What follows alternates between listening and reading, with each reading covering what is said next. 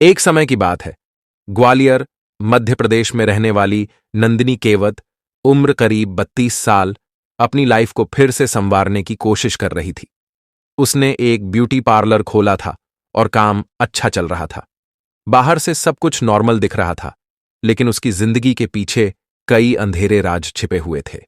दरअसल साल 2017 में उस पर एक गंभीर केस दर्ज हुआ था, जिसकी वजह से उसे जेल जाना पड़ा। कई सालों बाद जब वह बाहर आई तो उसने नई शुरुआत की। कामयाबी भी मिलने लगी और सब कुछ सही दिशा में जा रहा था। लेकिन फिर उसकी मुलाकात हुई अरविंद परिहार नाम के शख्स से। दोनों करीब आए और एक दूसरे को पति पत्नी की तरह पेश करने लगे।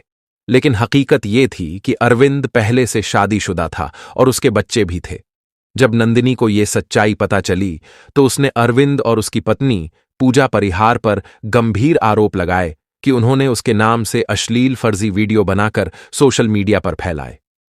नंदिनी बार बार पुलिस के पास मदद मांगती रही, लेकिन उसकी शिकायतों पर ज्यादा ध्यान नहीं दिया गया।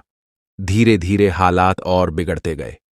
नंदिनी ने पुलिस को कई बार बताया कि अरविंद उसकी जान के पीछे पड़ा है और उसे मारने की धमकियां देता है, लेकिन सुरक्षा ना मिलने की वजह से नतीजा बेहद खतरनाक निकला। 12 सितंबर 2025 की दोपहर ग्वालियर के रूप सिंह स्टेडियम रोड पर जब नंदिनी बाजार जा रही थी, तभी अचानक अरविंद सामने आया। गुस्से में उसने नंदिनी पर सीधे गोलियां चला दीं। 3 राउंड फायरिंग हुई और अफरा तफरी मच गई।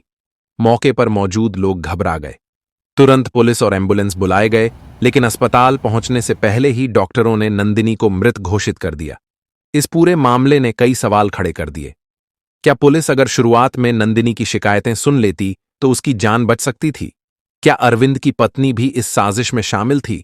और सबसे बड़ा सवाल, किसी की जिंदगी इतनी आसान क्यों समझी जाती है? नंदिनी की कहानी हमें यही सिखाती है कि हिंसा और ब्लैकमेलिंग जैसे मामलों को हल्के में नहीं लेना चाहिए। समय रहते कार्रवाई की जाए तो शायद एक जान बच सकती है।